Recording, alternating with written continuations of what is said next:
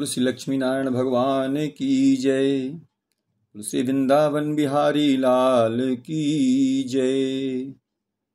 आइए भक्तों, आज हम मोहिनी एकादशी का वर्णन करते हैं।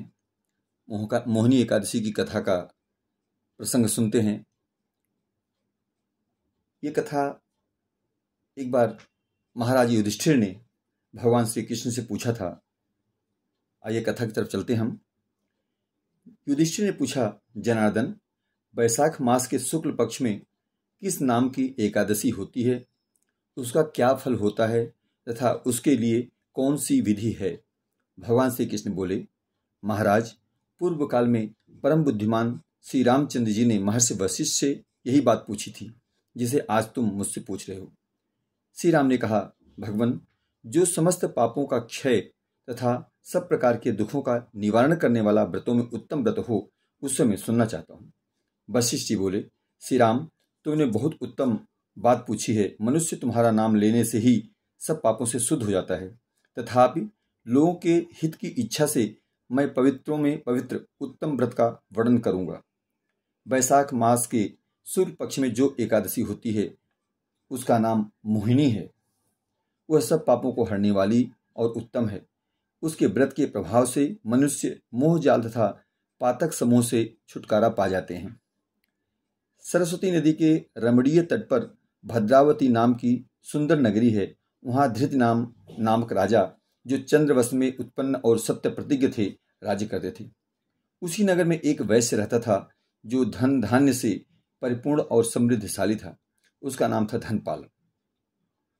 वह सदा पुण्य कर्म में ही लगा रहता था। दूसरों के लिए पौशाला, कुआं, मठ, बगीचा, पोखरा और घर आदि बनवाया करता था। भगवान श्री विष्णु की भक्ति में उसका हार्दिक अनुराग था। वह सदा शांत रहता था। उसके 5 पुत्र थे, सुमना, द्वितीमान, मेधावी, सुकृत तथा धृष्टबुद्धि। धृष्टबुद्धि 5वां था। वह सदा बड़े बड़े पापों में ही संलग्न रहता था। जुए आदि दुर्व्यसनों में उसकी बड़ी आसक्ति थी। वह वेश्याओं से मिलने के लिए लालायित रहता था। उसकी बुद्धि न तो देवताओं के पूजन में लगती थी और न पितरों तथा ब्राह्मणों के सत्कार में। वह दुष्टात्मा अन्याय के मार्ग पर चलकर पिता का धन बर्बाद किया करता था। एक दिन वह वेश्या के गले में बांह डाले चौराहे पर घूमता देखा गया।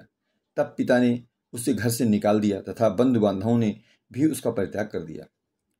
अब वह दिन रात दुख और सुख में डूबा तथा कष्ट पर कष्ट उठाता हुआ इधर उधर भटकने लगा। एक दिन किसी पुण्य के उदय होने से वह महर्षि कौंडिन्य के आश्रम में जा पहुंचा। वैशाख का महीना था। तपोधन कौंडिन्य गंगा जी में स्नान करके आए थे। धृष्ट बुद्धि शोक के भार से पीड़ित हो मुनिवर कौंडिन्य के पास गया और हाथ जोड़कर सामने खड़ा होकर बोला, ब्राह्मण द्विजश्रेष्ठ, मुझ पर दया करके कोई ऐसा व्रत बताइए जिसके पुण्य के प्रभाव से मेरी मुक्ति हो। कौंडिन्य बोले, वैशाख के शुक्ल पक्ष में मोहिनी नाम से प्रसिद्ध एकादशी व्रत करो। मोहिनी को उपवास करने पर प्राणियों के अनेक जन्मों के किए हुए मेरु पर्वत जैसे महापाप भी नष्ट हो जाते हैं। वशिष्ठ जी कहते हैं, श्री रामचंद्र, मुनि का यह वचन सुनकर धृष्ट बुद्धि का चित्त प्रसन्न हो गया। उसने कौंडिन्य के उपदेश से विधिपूर्वक मोहिनी एकादशी का व्रत किया।